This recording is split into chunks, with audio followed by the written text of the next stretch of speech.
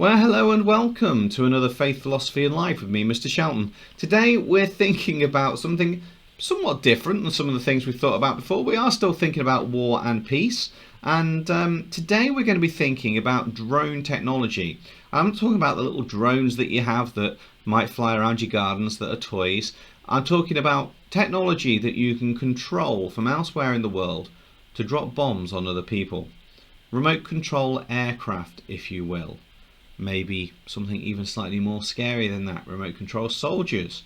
Obviously not soldiers that we have these days, but a bit of science fiction maybe there. What I'd like you to do, okay, so our learning objectives is going to be good if you can define what drones, UMA and artificial intelligence are.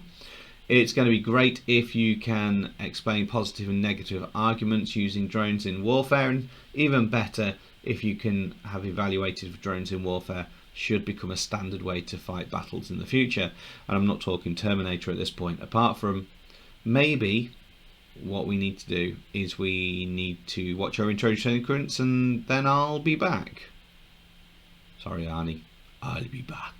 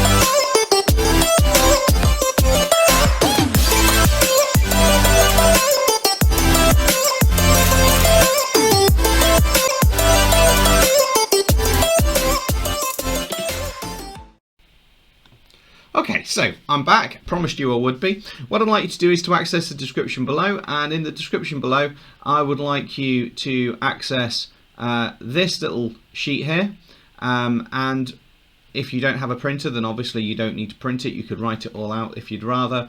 I'd like you to answer as many of those questions as you can. This is your opinion at this point.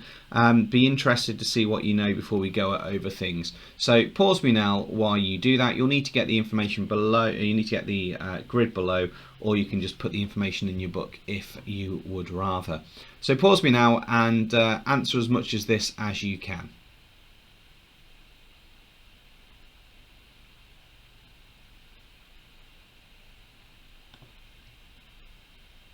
Okay, so let's go over some of the answers then, just to see what you knew. So terrorism was using violence and intimidation in pursuit of a political objective.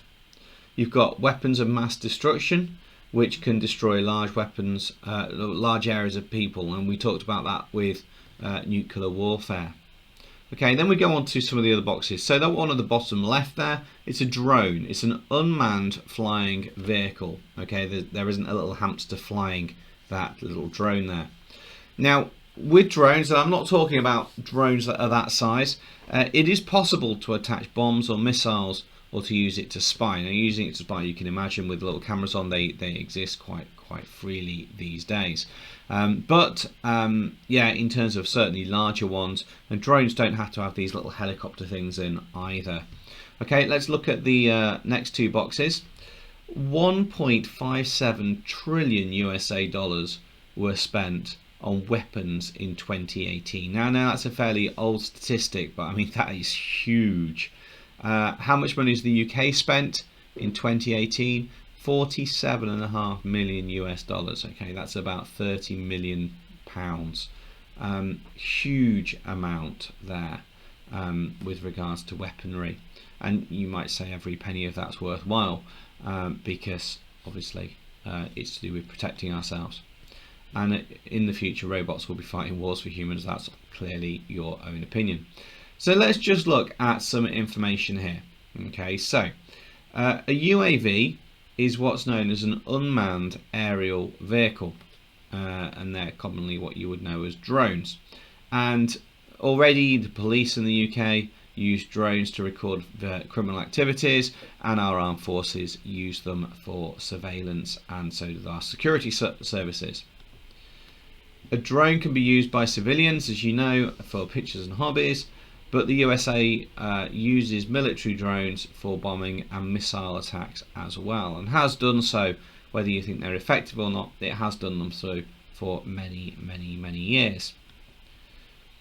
Drones drop bombs, simple as that. They're controlled by somewhere else, anywhere around the world, and you can see there an image of a drone launching missiles. And as potentially unrealistic as that forged photo is, could it be a way that war could be fought in the future? Drone technology, though, doesn't just base in the skies.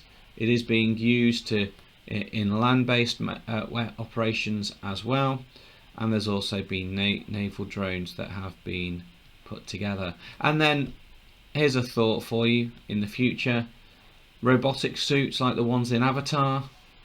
Could robots replace humans one day as well? But what I want to do is I want to really just get a little bit deeper, move away maybe from some of the sci-fi, but let's look at some of the actual arguments for and against it. So like last time, I'd like to do a little T-table, or do a little table like this: reasons why people may support the use of drones in warfare, and reasons why people may not support the use of drones in warfare.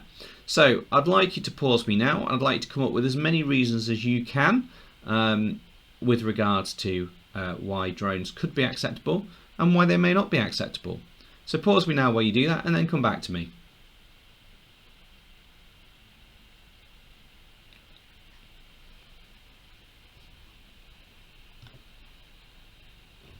Okay, so I've got a little clip that I found on YouTube for you, which I'm going to show you now. I'd like you to watch this and maybe add a few more details with regards to drone warfare on that. So, in April 2015, 2 Americans were killed by a U.S. drone strike in Pakistan. And although both may have been affiliated with the terrorist group Al-Qaeda, their deaths highlight ongoing legal questions regarding the use of drones as weapons. So, what is the controversy surrounding drones? Well, first of all, drones are unmanned flying machines usually controlled by remote pilots.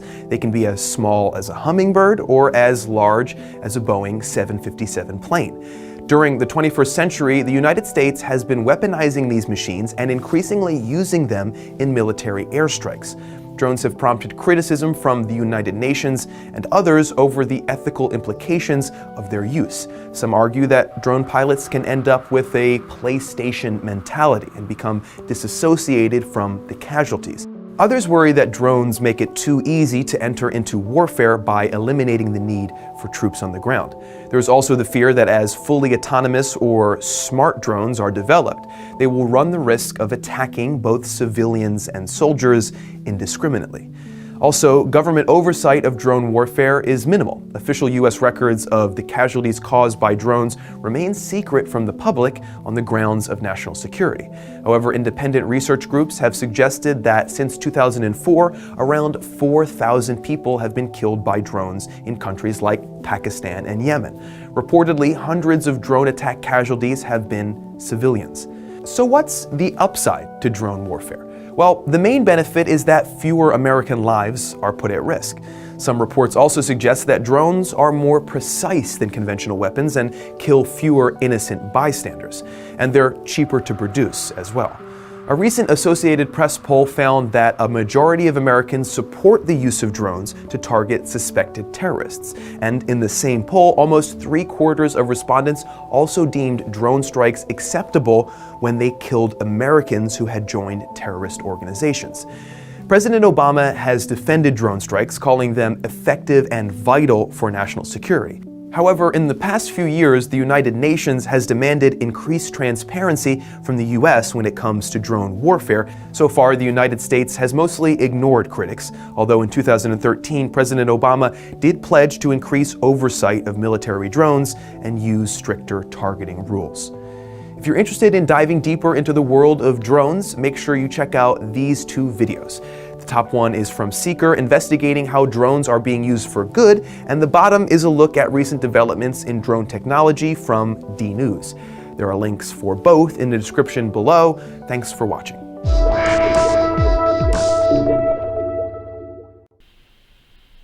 Okay, and then there was a film that came out a number of years back now called Eye in the Sky. Eye in the Sky.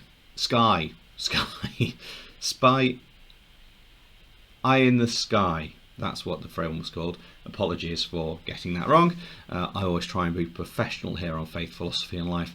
So I've got the trailer to show you for this, and this might also give you some ideas as to why people might argue for and against it. So let's watch this trailer now. This is Colonel Powell. She's going to walk you through the capture of Aisha Al-Hadi, aka Susan Danford. We have intelligence of a meeting between Danford and numbers 4 and 5 on our most wanted list. We believe that they're connected to the recent suicide bombing in Kenya. We have information that they will be in this house today. This is an operation to capture, not kill. Range 22,000 feet. You have your orders, Lieutenant. Your job is to be their eye in the sky. Yes, ma'am. I have to know if Danford is inside and who is with her.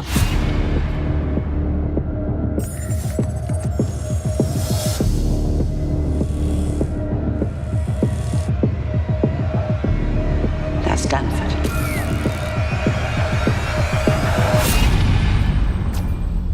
Well, this changes things. What's happening? We're seeing a suicide vest and a whole bunch of explosives. What's the plan, General? We have the ability to strike a target with considerable accuracy.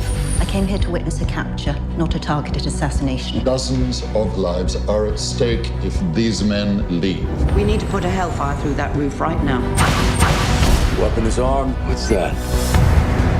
Given the new circumstances, I think we should abort. You have number 4 and 5 on the president's kill list in your sights. You are putting the whole mission at risk because of one collateral damage issue?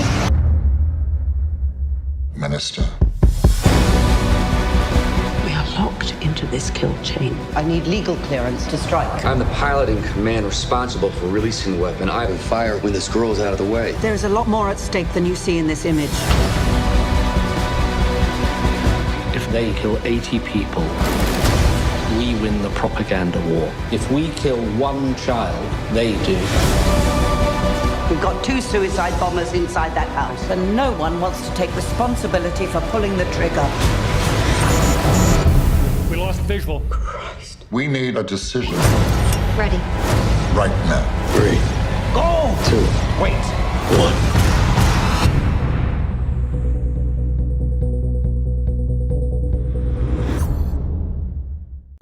Okay, so I'm sure that's giving you some more things to write around your table.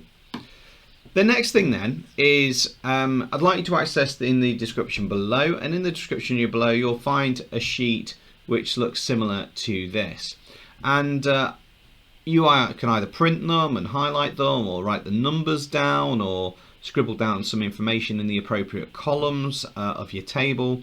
I'd like you to read over them and decide which ones are for and against drone warfare, and then, as I say, just make some notes of those if you need to, if you don't have access to a printer.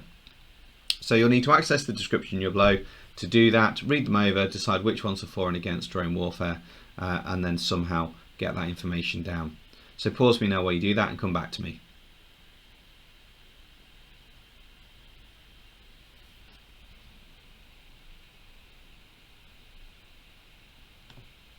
Okay, for the eagle-eyed, you may have also noticed that there are some other questions with regards to that in that information there. And there are 3 questions here which I would like you to consider while you're working. So you need to do a little bit of an answer to these questions. So, do you agree with drones being used in warfare? 2 reasons for your opinion. Okay, so it could be for or against, or it could be 2 fors or 2 against. The next one is, if armies used drones with artificial intelligence that picked enemy targets to shoot, mistakenly shot a civilian child, who should be blamed for the death? Okay, have a think about that. Maybe even think about that eye in the sky scenario. Would it be acceptable to have actually launched that weapon? Do the good of the many really outweigh the good of the one? I'm certainly using lots of references today. And lastly, Jesus would have to agree with drone technology being used. Do you agree with that statement? Okay. Would you think Jesus would agree with drone technology being used? Give reasons for your opinion on that as well. And then you need to think about Jesus' teachings that you've learnt about in school, pacifism and the just war theory to help you with that. So pause me now while you do that. Come back to me maybe in 10-15 minutes or so, and we're going to obviously be asking for you to send everything through to your teachers, but we're not at the end of the lesson yet. There's a tiny bit more to go.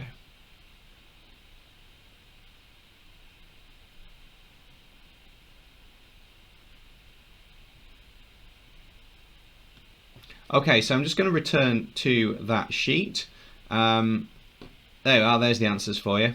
I know people always say to me, why can't we have the answers to these, sir? Well, there you are, there's the answers. So you can double check you've got those down correctly.